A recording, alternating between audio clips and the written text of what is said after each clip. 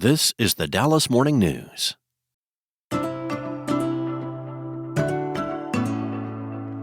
Welcome to the second season of Beyond Talking Points. I'm Abby McCloskey. We're here to talk all about the first 100 days of the second Trump administration. And today we're talking about DOGE and the chainsaw and if our country has fiscal footing to stand on. So, easy, light, fun topics. Let's get started. I'm here with Jessica Riedl to talk about the budget and DOGE. Jessica, thanks for being here. Glad to be here. Thank you. You have been the budget guru for as long as I can remember. You started, I believe, in Washington at the Heritage Foundation, which is the place of the infamous Project 2025, which we'll talk about.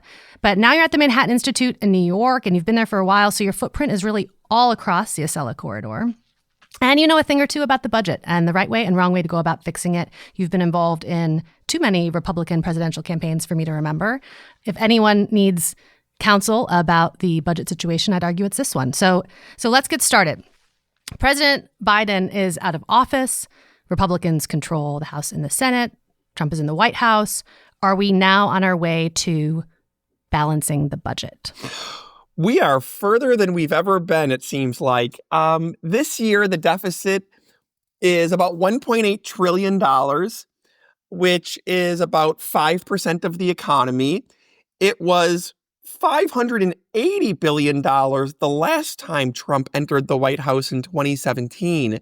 Wow. And it's going to get worse before it gets better, because if we just keep doing what we're doing, extending current policies, which essentially says just keep running the government as we run it today, the deficit is going to double to $3.6 trillion in a decade.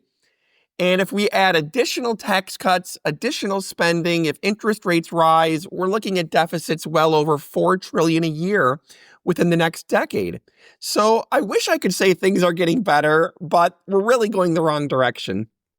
And what worries you, because those are big numbers, those are worrying numbers, but you look around and, we're recording this in the middle of Trump's Liberation Day tariff week, so things are a little up and down. But normally we've been in a significant budget deficit for a long time, and life is kind of continuing on as normal. So what does this mean? Why should people be concerned about this? I think we've gotten a taste of the effects of bad budget policies a couple of years ago when we were coming out of a recession and President Biden shot a $1.9 trillion American Rescue Plan into a supply-constrained economy. Economists warned that this would bring higher inflation. We were already going to face higher inflation coming out of the recession, probably 5 or 6%, but the American Rescue Plan helped push inflation to 9%. And we have had inflation problems ever since. Interest rates haven't come back all the way down ever since. But that's really just a taste. I think economically, the danger is not that we're going to have an economic collapse next week. It's that what matters to economists is the total debt as a share of the economy, which for a family is kind of like your mortgage as a share of your income. The debt was 40% of the economy most of the post-World War II period. It jumped up to 100% of the economy since 2008. And depending on interest rates, it's going to 250 to 300% of the economy over the next couple decades under current policies. No other country has done this. You can't have a debt that high. Japan has been kind of in the neighborhood. They've been essentially in a 30-year recession. And so if the debt gets that high, you start to have chances of a major collapse. So the idea is not that we're going to have a crisis now at 100% necessarily. The point is that if you want to avoid a crisis in 10, 15, 20 years, you can't wait until the debt is that high. It's too late. You have to start putting in reforms now, because if you do it then, it's going to have to be way too drastic and way too painful. So, you can only escape the laws of economics for so long. The bill is going to come. I want to talk about that bill coming because this is, I think, once people grasp how serious the situation is, that's kind of when the finger pointing begins. And you mentioned the spending that happened post-COVID in the Biden administration. And just to clarify for our listeners, there were a lot of bipartisan stimulus packages that were happening right after COVID happened when the economy was in a recession. But what was egregious, and correct me if I'm wrong here, Jessica, was that the Biden stimulus package came kind of after we were already recovering and was unnecessary to stabilize the economy and just, pumped up inflation. Is that right? The Biden stimulus came just about 8 weeks after another $900 billion bill that was done in the last days of the Trump administration. And that was the point when the economy had really started to turn the corner. So broadly, to get into this question of what happened, we can go back even further. Some people who are as old as I am remember in 2000, we had a budget surplus. And the big question was, what do we do with this $5 trillion surplus over the next 10 years? That was what they were arguing about when Bush was running for president against Al Gore. Yeah. Well, since then, we've gone from about a 2% of GDP surplus to about a 6 or 7% of GDP deficit. What happened? Well, spending rose by about 6% of GDP, mostly Social Security and healthcare. We cut taxes by 2% of GDP, and the economy is responsible for 1% of GDP during that time. So everything's contributed. It's been mostly Social Security and healthcare, but there have been tax cuts too. And then it's accelerated in the last couple of years. Trump signed legislation adding $7.8 trillion to 10-year deficits. Biden signed legislation adding about $5 trillion in 10-year deficits. And now you have Social Security and Medicare driving us moving forward. I think the point you're making, or what I'm hearing, because then I think to the extent that Republicans lay this at Biden's feet or the Democratic Party's feet or Obama, and it's spending and new government programs and a bloated federal workforce, I feel like Democrats, and also rightly, point to Republican policy and say, you've cut taxes that haven't been paid for, and businesses, and that also got us here too. No one's reformed the entitlement programs which are driving this. And so is it fair to say that kind of everyone has stuff on their hands, for lack of a better word, who've gotten us into this mess? There is enough bipartisan blame to go around. Again, Republicans beat up Democrat spending bills, but, Republicans cut taxes in 2001. They cut taxes in 2017. And Republicans increased spending as well. When Trump got elected in 2017, he had a Republican Congress.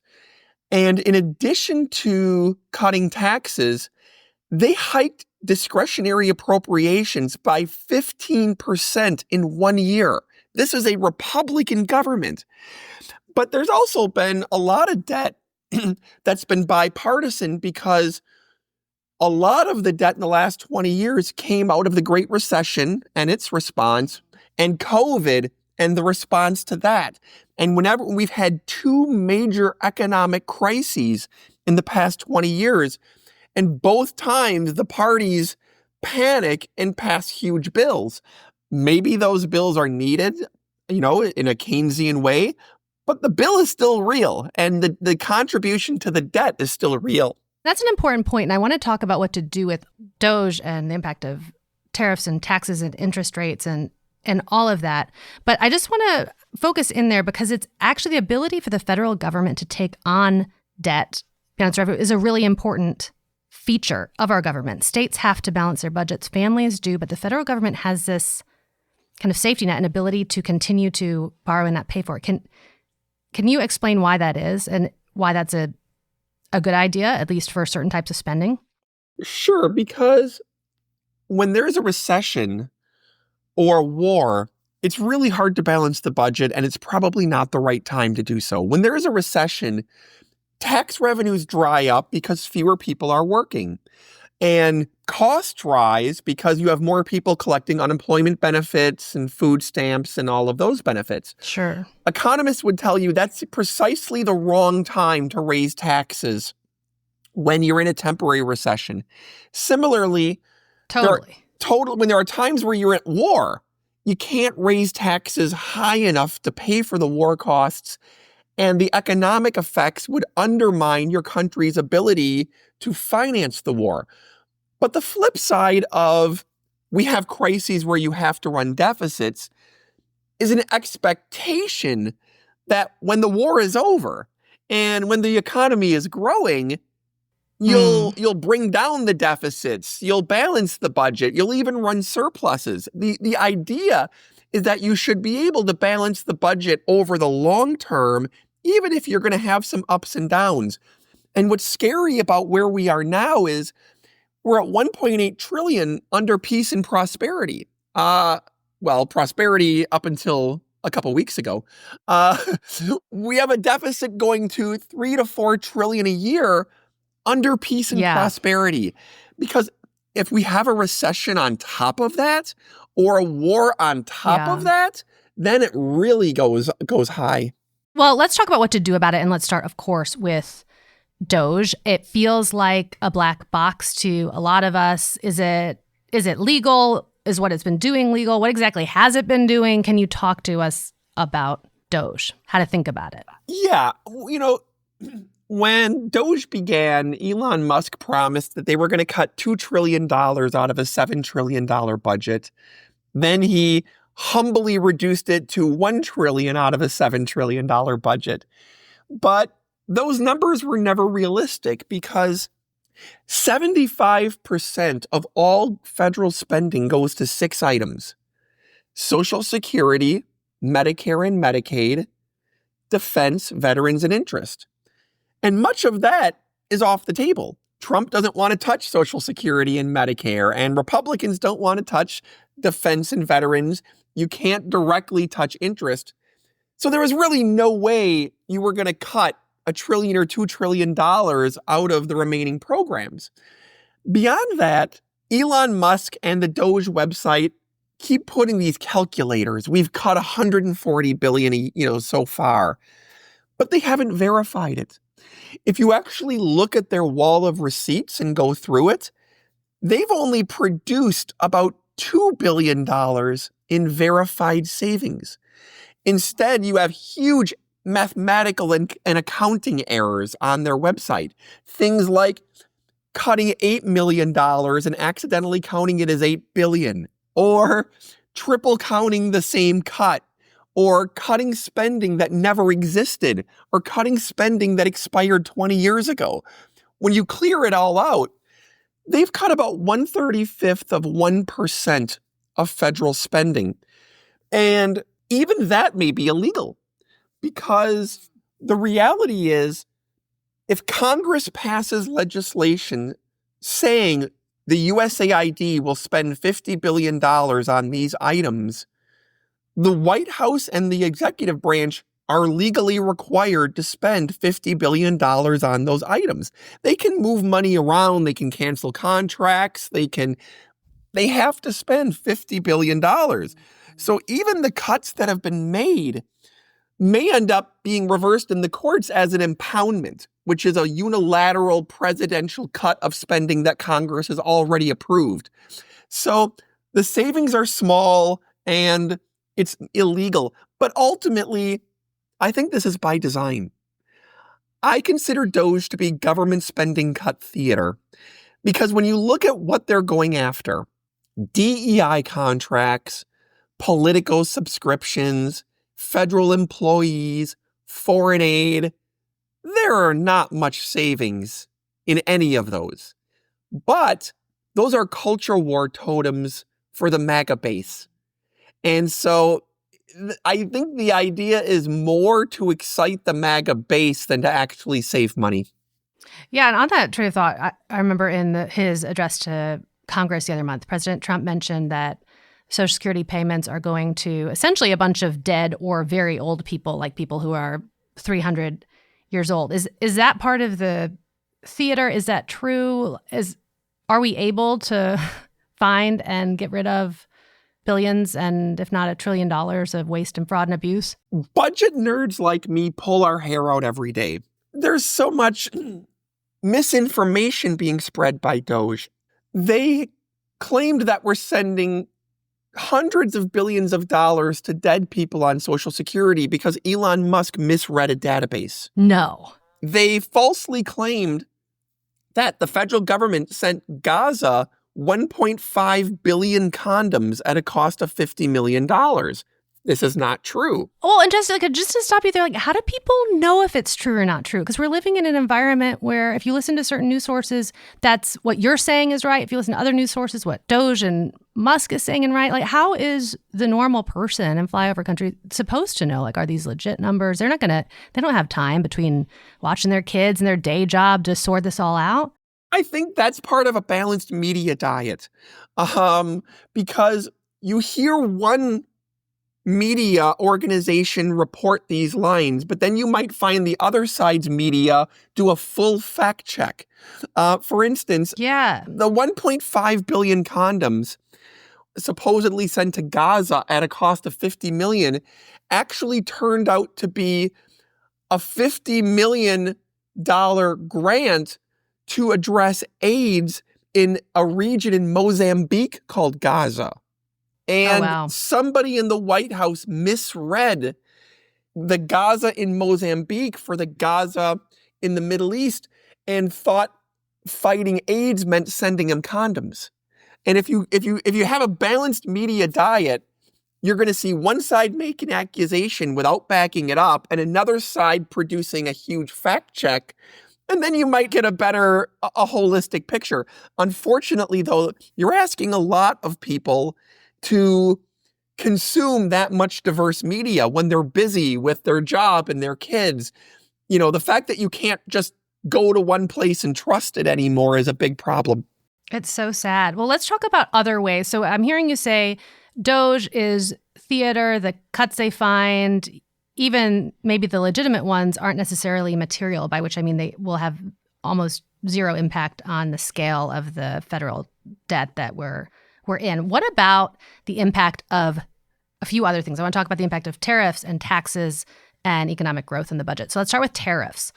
President Trump has said that the money we'll get now from his really unilateral tariffs will help offset our deficit. True or false, and why? Well, first, let me just plug my article yesterday. It was yesterday. There was the headline article on MSNBC all day was my 1,300-word review of the Trump tariffs and why I believe they're very destructive.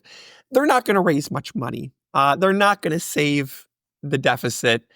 To walk through it, the import tax base, the amount of imports that come in every year that would be subject to a tariff, is about $3.2 trillion. So seems like a lot of money. A 20% tariff on average, 10% for some countries, 54% on China, would theoretically raise $640 billion. The problem is the whole point of tariffs is to get people to stop buying imports. So if they stop buying the imports, you're not going to raise the money. Right. On top of that, you're going to have all sorts of retaliation and economic losses across the economy, which is going to reduce tax revenues as people lose their jobs. So right there, you may go from $640 billion down to $200 billion. And you might say, well, $200 billion is still something, except for the fact that when we had tariffs last time under President Trump, 97% of the tariff revenue went to bailing out farmers and other individuals in export industries who were harmed by the tariffs. And we're already seeing farmers getting bailed out again from the trade war effects of these tariffs. So by the time you've bailed them out, the deficit reduction is almost zero. And it's certainly not worth the economic cost. So I wish you could say that despite all pain, at least the tariffs are cutting the deficit. They're really not. Well, that's depressing. Let's talk about the impact of taxes on the budget, because there's a big tax bill that's coming up this spring. It is an extension of many parts of the tax legislation that was in 2017 under the first Trump administration. And I think Republicans in particular would say this will help economic growth. It's reducing the burden on individuals and companies and giving cash to families. And so we understand tariffs might help, might hurt, might not do anything to the deficit. But man, this tax bill, when we get this through, we have economic growth, and that will rebalance our fiscal portfolio. What do you think? Tax cuts do not pay for themselves, despite what Republicans may tell you, except in the rarest of circumstances. What Trump is wanting right now is about $6 or $7 trillion in 10-year tax cuts. Not just extending the expiring 2017 tax cuts, but no tax on tips, no tax on overtime, no tax on Social Security benefits. Yeah. The effect of these tax cuts, it's not gonna increase economic growth very much. And that's because, well, the TCJA already exists. Renewing current tax cuts isn't a change in tax policy. It just means we're going to keep taxes the way they are today, which means you're probably going to get normal economic growth. You're not going to get a big surge. The no taxes on tips and overtime and Social Security benefits are also not the kind of tax cuts that are expected to increase economic growth very broadly. So ultimately, I like tax cuts. I'm a fiscal conservative. I would love taxes to be as low as they can be sustainably. Keyword being sustainably. The problem is when you're not cutting spending and you already have a $1.8 trillion deficit, these are the policies that push deficits towards $3 to $4 trillion a year. This is why interest on the debt surpassed the cost of Medicaid in 2023, defense in 2024, and Medicare this year to become the second biggest item in the budget. We are going to spend so much on interest that we're going to bury ourselves. Well, and let me run some counter programming on that, because potentially, what if we go into a slight recession, either as part of the business cycle or the tariffs, and all of a sudden the Fed's they're going to lower rates, right? They want more money out into the system. And all of a sudden the Trump administration can say, remember how you couldn't get a mortgage under the Biden administration? Now rates are low and our interest payments on the debt are lower, but we're also in a recession. So help us sort that out. Ultimately, if the president's goal is to lower interest rates, a recession is a good way to do it. Right? I don't think that you're still not going to get a very good home loan, though, when you don't have a job. But ultimately, right. I think it's important. I think if the idea that we need to cut taxes to offset the economic danger of the tariffs avoids the obvious answer of why not just get rid of the tariffs? Instead of, we're going to blow up the deficit in order to give you back some of the $4,000 your household is losing this year to the tariffs. First off, that would be a huge tax cut. We could just get rid of the darn tariffs instead. Well, it makes sense when you say it, Jessica. Let's go kind of rapid fire through potential other solutions, like balanced budget amendment. That's always, I was a Senate staffer 15 years ago. It always comes up, I feel like, in every Congress. Is that a good idea, bad idea? What does it do? A balanced budget amendment is probably a bad idea because, again, during wars and recessions, you're going to have exceptions. And most balanced budget amendment ideas have exceptions for war and recession, but ultimately, Congress would probably just declare war and recession every year. The other issue with a balanced budget amendment is I don't know how Congress would balance the budget in the short term. I've proposed more stabilizing the debt at 100% of the GDP current level, and that allows deficits of about 2 to 3% of GDP per year. I like that idea. What about the debt limit? Because we're going to hear a debate about that again this summer. It feels in some ways like it's this wonky political tool that actually brings the U.S. to the brink of default more frequently than would be nice. Others say it's a leveraging tool and it's just a natural check in the system on our spending. Do we get rid of the debt limit? Is this helpful? Is it arcane? Thoughts? Historically, the debt limit has helped keep spending and deficits down. In fact, the 9 largest spending or deficit reduction bills since 1985 were all attached to debt limit legislation. Every one of them.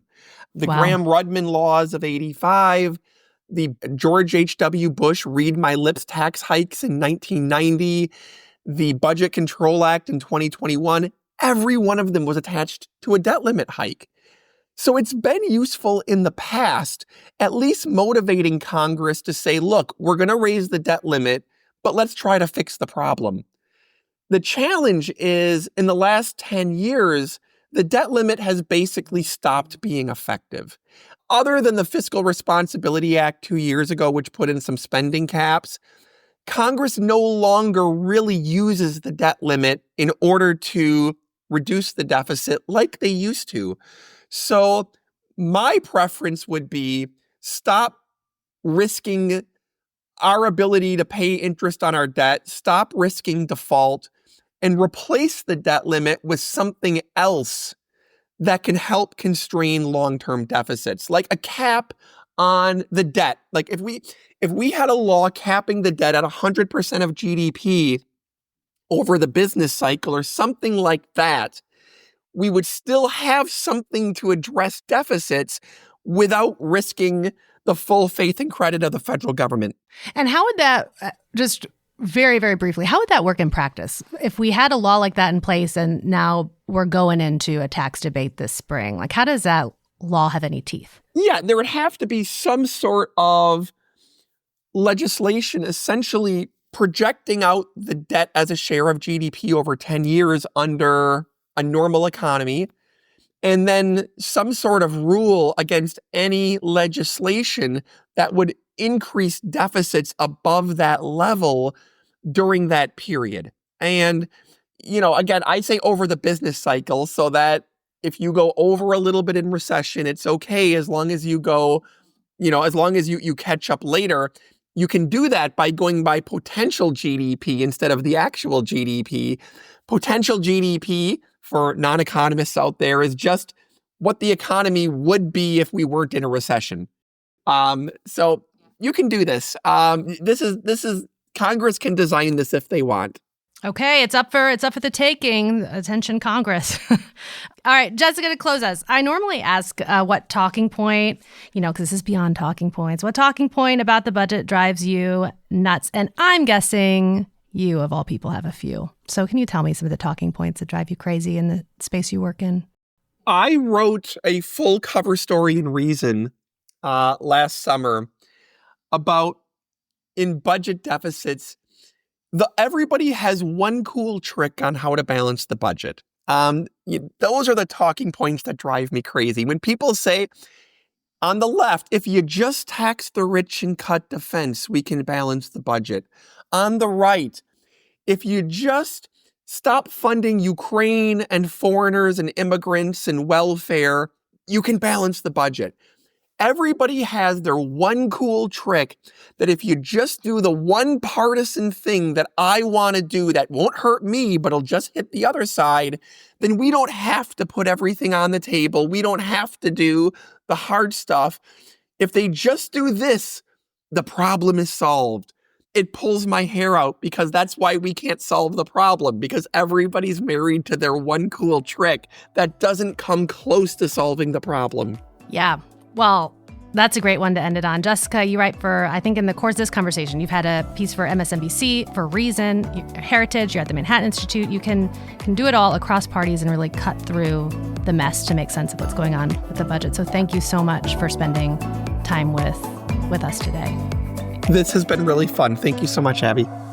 I'm Abby McCloskey, and this is Beyond Talking Points, where we talk about what America was promised and what we're getting. Thanks for joining us, and we'll be back with you next week.